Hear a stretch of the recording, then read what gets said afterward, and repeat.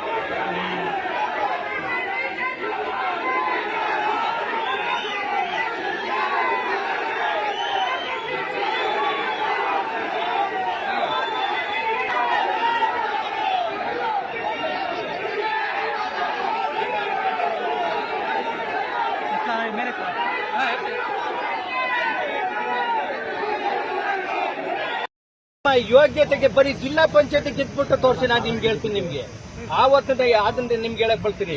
ಇವತ್ತು ಪ್ರಾಚೀನ ಕಾಲದ ನಮ್ಮ ಸತ್ಯಭಾಮ ನಮ್ಮ ಅದು ಧರ್ಮದ ಆಧಾರದಲ್ಲಿ ಬಂದಂತರವರು ಶ್ರೀಕೃಷ್ಣ ಸುತ್ತದಲ್ಲಿ ಸುತ್ತ ಅಂತದವರು. ಇವತ್ತಿನ ಸತ್ಯಭಾಮ ಕಾಂಗ್ರೆಸ್ನ ಏಜೆಂಟ್ರಾಗಿ ಸುತ್ತವ್ರೆ. KM ರಾಜಣ್ಣನ ಸುತ್ತವ್ರೆ.